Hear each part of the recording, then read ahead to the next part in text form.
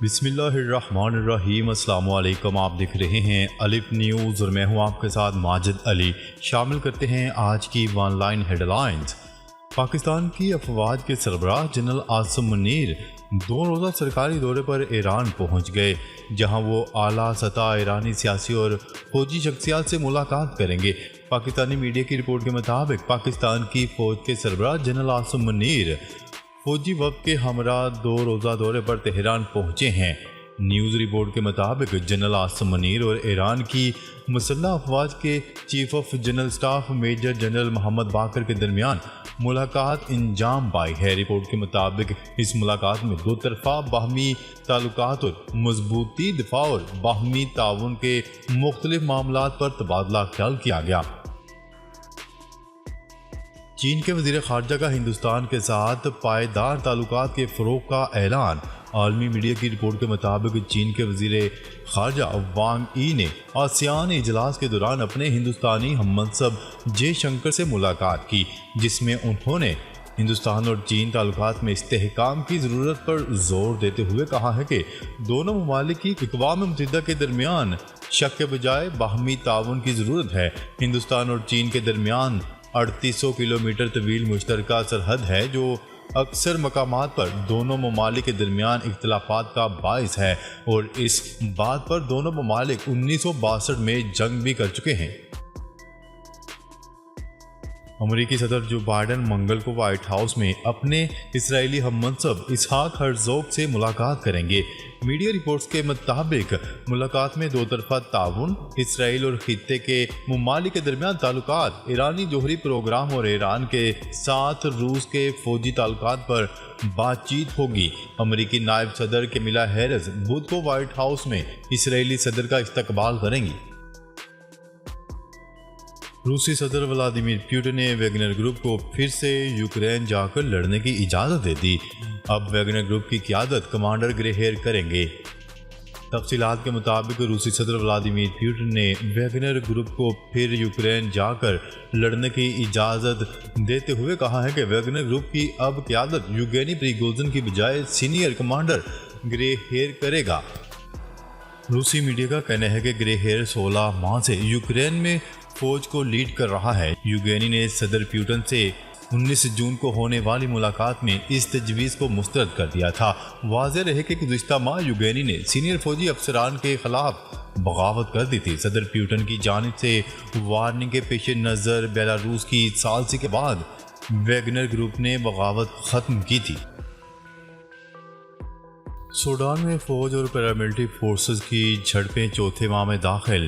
عالمی خبرساز ادارے کی رپورٹ کے مطابق سوڈانی فوج کے نمائندے جنگ بندی پر بات چیت کے لیے ایک بار پھر جدہ پہنچ گئے ہیں۔ سوڈان کی پیراملٹری فورسز نے جدہ میں جنگ بندی مذاکرات میں شامل ہونے کی ابھی تصدیق نہیں کی۔ سعودی عرب اور امریکہ کی ثالثی میں اس سے پہلے بھی سوڈان جنگ بندی مذاکرات ہو چکے ہیں۔ سوڈان میں فوج اور پیراملٹری فورسز جھڑپیں 15 اپریل سے جاری ہیں، جن میں اب تک 3000 افراد ہلاک ہو چکے ہیں۔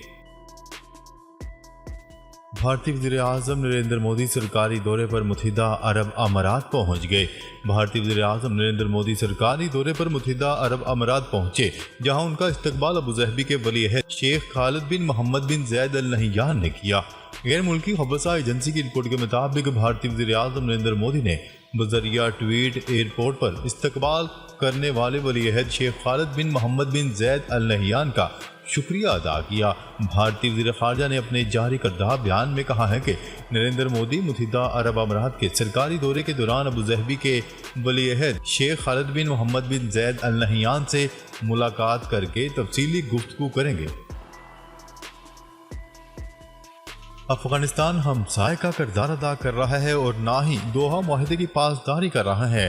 خواجہ آصف کی تنقید۔ وزیر دفاع خواجہ آصف کا کہنا ہے کہ افغانستان ہمسایہ یا برادر ملک ہونے کا حق نہیں ادا کر رہا۔ افغانستان دوحہ معاہدے کی پاسداری بھی نہیں کر رہا۔ ٹویٹر پر ایک بیان میں خواجہ آصف کا کہنا تھا کہ پاکستان میں 50 سے 60 لاکھ افغان شہریوں کو 40 سے 50 سال سے حقوق کے ساتھ پناہ میسر ہے، لیکن اس کے برعکس پاکستانیوں کا خون بہانے والے دہشت گردوں کو افغانستان سرزمین پر پناہ گاہیں میسر ہیں۔ جنوبی کوریا میں 3 روز سے جاری شدید بارشوں سے تباہی، 24 افراد ہلاک۔ جنوبی کوریا میں 3 روز سے جاری شدید بارشوں نے تباہی مچا دی۔ شدید بارشوں کے سبب سیلاب، لینڈ سلائڈنگ اور مختلف واقعات میں اموات کی تعداد 24 ہو چکی ہے، جبکہ 10 افراد لاپتہ ہیں۔ امدادی کاموں کے لیے فوج کی مدد طلب کر لی گئی۔ ہزاروں افراد کو محفوظ مقامات پر منتقل ہونے کی ہدایات جاری کر دی گئی ہیں۔ سورج کی روشنی سے 20 مہینے تک فضا میں اڑنے والا ڈرون۔ برطانیہ کے شمسی توانائی سے چلنے والے ڈرون نے زمین کے ماحول کی دوسری تہہ میں اپنی پہلی پرواز کامیابی سے مکمل کر لی۔ 115 فٹ کی مجموعی لمبائی کے پروں کا حامل یہ ڈرون 20 ماہ تک فضا میں پرواز کر سکتا ہے۔ دورہ فرانس پر بھارتی وزیراعظم نریندر مودی کو اعلیٰ ترین ایوارڈ سے نواز دیا گیا۔ فرانس کا دورہ کرنے پر بھارتی وزیراعظم نریندر مودی کو فرانس کا اعلیٰ ترین اعزاز دے دیا گیا۔ رپورٹ کے مطابق پیرس میں الیزے پیلس کی طرف سے بتایا گیا ہے کہ قیصر صدارت میں منعقدہ اس تقریب میں بھارتی وزیراعظم کو جو grand cross of legion of honour پیش کی گئی، وہ فرانس کی طرف سے دیے جانے والے قومی اعزاز میں اعلیٰ ترین اعزاز ہے۔ انہیں یہ اعزاز صدر ایمانوئل میکرون کی جانب سے پیش کیا گیا۔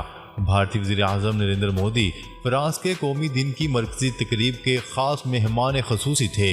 اس موقع پر فرانس کے صدر ایمانوئل میکرون نے کہا کہ بھارتی وزیر اعظم کو یہ اعزاز دیا جانا ان کے اس کردار کا اعتراف ہے جو انہوں نے فرانس اور بھارت کو جوڑنے والے اعتماد اور دوستی کے مظہر میں شاندار تعلقات کے لیے ادا کیا۔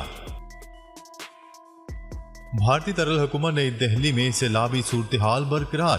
بھارتی دارالحکومت نئی دہلی میں سیلابی صورتحال برقرار ہے، جس کی وجہ سے معمولات زندگی بری طرح متاثر ہیں۔ بھارتی میڈیا کی رپورٹ کے مطابق دریائے جمنا میں پانی کی سطح میں کمی جاری ہے اور پانی کی سطح کم ہو کر 207 میٹر ریکارڈ کی گئی ہے۔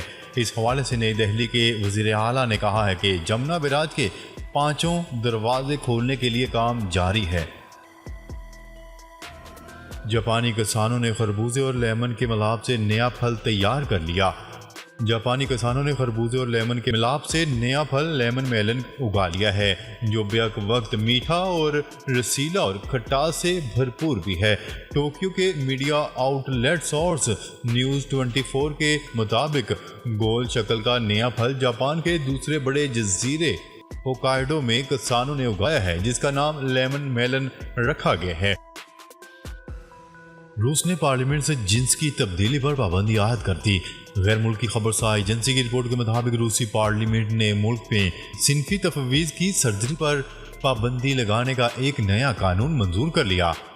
روسی ریاست ڈوما نے ایک بل کی منظوری دی ہے، جس کے تحت اپنی دستاویزات پر بھی اپنی جنس تبدیل کرنے پر پابندی ہوگی۔ مذکورہ بالا بل کو اب ایوان بالا اور صدر ولادیمیر پوٹن سے منظوری درکار ہے، جس کے بعد قانون حتمی طور پر نافذ ہو جائے گا۔ آئی ایم ایف کی قرض کے ساتھ ہی مزید شرائط، منی بجٹ کا امکان۔ آئی ایم ایف نے قرض منظوری کے ساتھ ہی دوسرے اقتصادی جائزے کے لیے مزید شرائط پیش کر دیں، جس کے بعد حکومت کی جانب سے ایک اور منی بجٹ پیش کیے جانے کا امکان ہے۔ ایف بی آر کے ذرائع کے مطابق پراپرٹی اور زرعی شعبے سے ٹیکس کی بہتر وصولی کا پلان مانگ لیا گیا۔ آئی ایم ایف کی جانب سے ایف بی آر پلان کی منظوری کی صورت میں منی بجٹ آ سکتا ہے۔ تعلیمی بورڈ نے پاسنگ مارکس کم از کم 40 کرنے پر اتفاق کر لیا۔ میٹرک اور انٹرمیڈیٹ کے پیپرز میں پاس ہونے کے لیے اب کم از کم 40% نمبر لینا پڑیں گے۔ اس حوالے سے تعلیمی بورڈ نے اتفاق کر لیا ہے۔ ملک کے تعلیمی بورڈز کی کمیٹی کے 2 روزہ اجلاس میں 21 نکاتی ایجنڈے پر غور اور اہم امور پر اتفاق کر لیا گیا۔ کمیٹی نے پاسنگ مارکس کم از کم 40% کرنے اور میٹرک انٹرمیڈیٹ کے مسلم طلبہ کے لیے مطالعہ قرآن پاک لازمی قرار دینے پر بھی اتفاق کیا ہے۔ اس حوالے سے پورے ملک میں یکساں رزلٹ کارڈ متعارف کروانے اور امتحانی شیڈیول مارچ اپریل کے بجائے مئی جون میں کرنے پر بھی اتفاق ہوا ہے۔ ڈالر کی قیمت میں اضافہ، عالمی مارکیٹ میں خام تیل کی قیمتیں گر گئیں۔ ڈالر کی قیمت میں اضافے سے عالمی مارکیٹ میں خام تیل کی قیمتیں کم۔ ویریئنٹ آئل کی فی بیرل قیمت میں $1.49 کی کمی ہوئی ہے، جس کے بعد ویریئنٹ آئل کی قیمت $89.87 فی بیرل ریکارڈ کی گئی۔ ڈالر کی قدر بڑھنے سے WTI خام تیل کی قیمت میں بھی $1.47 کمی ہوئی ہے۔ پاکستان کے لیے مزید $5.6 ارب کی فنڈنگ متوقع، بلوم برگ کی رپورٹ سامنے آ گئی۔ بلوم برگ نے اپنی رپورٹ میں بتایا ہے کہ IMF کے پاکستان مشن کے سربراہ نے کہا ہے کہ نئی فنڈنگ میں سعودی عرب اور متحدہ عرب امارات کی جانب سے کیے گئے $3.7 ارب کے معاہدے بھی شامل ہیں۔ عالمی مالیاتی فنڈز نے پاکستان کے ساتھ اس وقت معاہدہ کیا جب پاکستان کو زر مبادلہ کے گرتے ہوئے ذخائر، اسٹاک مارکیٹ کی ابتر صورتحال اور مہنگائی جیسے سنگین مسائل کا سامنا تھا۔ پیپلز پارٹی کا PDM سے انتخابی اتحاد نہ کرنے کا فیصلہ۔ پاکستان پیپلز پارٹی کے ذرائع کا کہنا ہے کہ پارٹی رہنماؤں کی اکثریت نے اتحاد کی مخالفت کرتے ہوئے کہا ہے کہ PDM سے انتخابی اتحاد سیاسی خسارہ ہے۔ عام انتخابات سے متعلق مشاورت جلد شروع کی جائے گی۔ ذرائع نے مزید بتایا ہے کہ انتخابات میں عوامی نیشنل پارٹی سے انتخابی اتحاد اور سیٹ ایڈجسٹمنٹ ہو سکتی ہے، کیونکہ ماضی میں ANP اور پیپلز پارٹی کے درمیان خوشگوار ورکنگ ریلیشن رہے ہیں۔ بجلی کی قیمت میں اضافہ صارفین پر اربوں روپے کا بوجھ ڈال دیا گیا۔ حکومت نے IMF معاہدے کے بعد عوام پر بجلی بم گرا دیا۔ بجلی کی قیمت میں اضافے کے بعد فی یونٹ کا بنیادی ٹیرف $24.82 سے بڑھا کر $29.78 کر دیا۔ چیئرمین تحریک انصاف JIT کے سامنے پیش ہو گئے۔ چیئرمین پاکستان تحریک انصاف JIT کی تحقیقاتی ٹیم کے سامنے پیش۔ ذرائع کے مطابق JIT کی جانب سے چیئرمین PTI سے سانحہ 9 مئی سے متعلق سوالات پوچھے گئے۔ سونے کی قیمت میں نمایاں کمی۔ ملک بھر کے صرافہ مارکیٹس میں سونے کی قیمت میں کمی ریکارڈ کی گئی۔ ہفتے کے روز کاروبار کے اختتام پر سونے کی قیمت میں $1,300 کمی ریکارڈ کی گئی، جس کے بعد سونے کی نئی قیمت $2,13,200 پر آ گئی۔ ناظرین، اب تک کے لیے اتنا ہی۔ مزید خبریں لے کر بہت جلد آپ کی خدمت میں حاضر ہوں گے۔ تب تک کے لیے اپنا خیال رکھیے گا۔ اللہ نگہبان۔